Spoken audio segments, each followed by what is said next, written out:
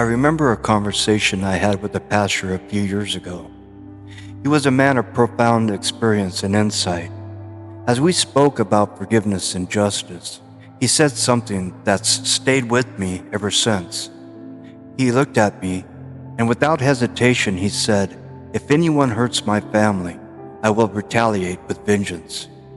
I could see the intensity in his eyes, the protective fire that only someone who has loved deeply can understand. But it struck me.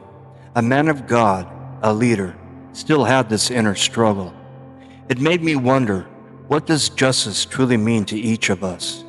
Is retaliation really what we're called to, or is there something more profound hidden in this ancient commandment? An eye for an eye, a tooth for a tooth.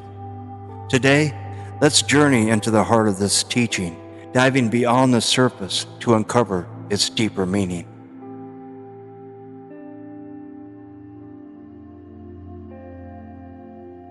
In the Bible, an eye for an eye, a tooth for a tooth appears in the book of Exodus. For many, this has been interpreted as the right to equal retaliation, a pain for a pain. But what if the essence of this law was never about personal vengeance, but about establishing a sense of balance, a call to restraint? Throughout our journey together, we talked about the nature of the beast, that part of us that is easily provoked, that cries out for vengeance when hurt. When somebody wrongs us, the beast stirs within, urging us to respond in kind, to make them feel the pain they inflicted on us. But is this the justice God intended? Or are we missing a deeper lesson? I invite you to pause and ask yourself, when have I been driven by this beast within? How often have I wanted to strike back and let anger speak instead of love?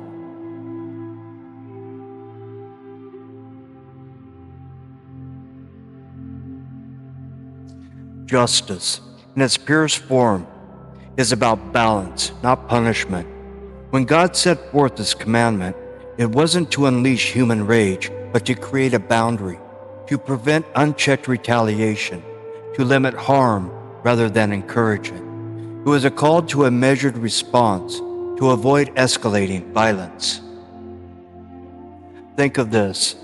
If every wrong led to limitless retaliation, society would be in chaos. So, what was God telling us with this law? He was saying, stop, respond fairly if you must, but let it end here. But God's ultimate aim wasn't to create a cycle of fair revenge. Instead, He planted the seed for us to move beyond the concept of justice as mere transaction, inviting us to consider mercy. Consider this in your own life. Is there someone who has wronged you? Someone you feel you need to repay in kind? What would it look like to seek balance, but then go even further, to seek peace?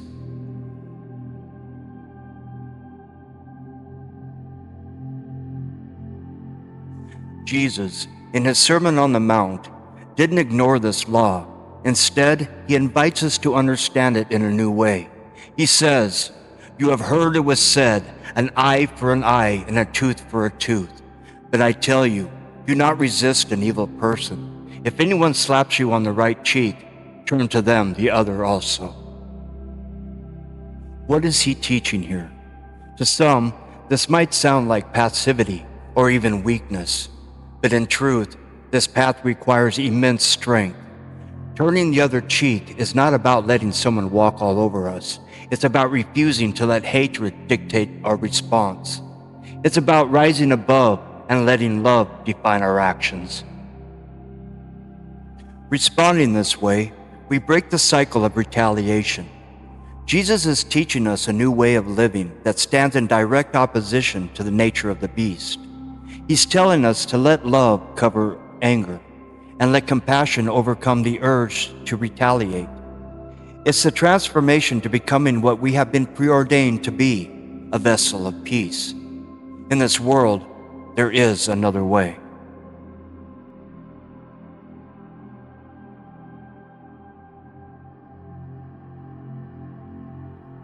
True justice is bound together with love. Without love, justice becomes cold, a mere transaction. Love adds depth to justice, transforming it from a punishment into an opportunity for growth and reconciliation. Think of it this way. Love sees the person who wronged us, not just their actions. It asks us, what pain might this person be carrying? What might have caused them to harm? So often, those who wrong us are burdened with their own hurt, their own struggles. Does that justify what they have done? No, but it allows us to see beyond our pain and glimpse theirs, allowing us to respond with understanding rather than vengeance. When someone wrongs us, the easiest response is to hurt them back. But the harder, more transformative response is to let love guide us towards forgiveness. Imagine the strength it takes to love those who have wronged us. God calls us to this path not because it's easy, but because it reveals the true power of love.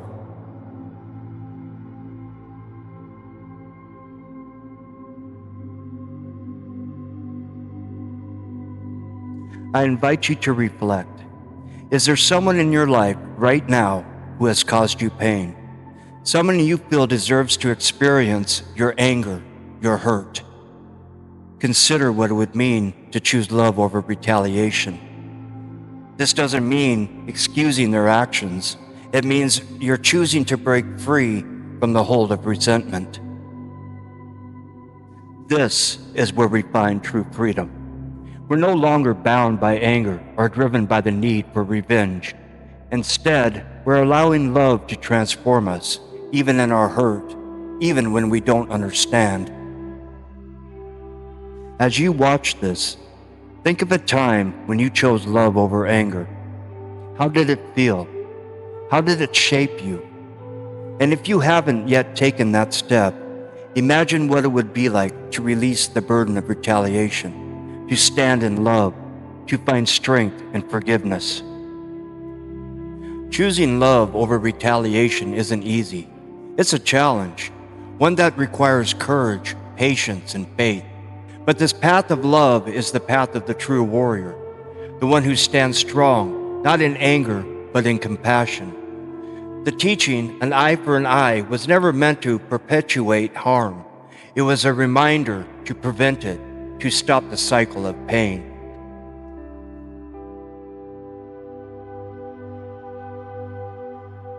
As we end today's reflection, I ask you to think deeply. What would your life look like if you chose to live this way, refusing to let others' actions define your own? What if we could create a world that reflects not the nature of the beast, but the nature of divine love? Next time you're hurt, let that moment be an opportunity, not for retaliation, but for transformation. Let it be a moment to reveal love's true power. Thank you for joining me on this journey. Let's walk this path together, seeking justice, choosing love, and creating a world that reflects the peace and holiness that can only come from God. Until next time, keep seeking, keep growing, and remember, you are loved.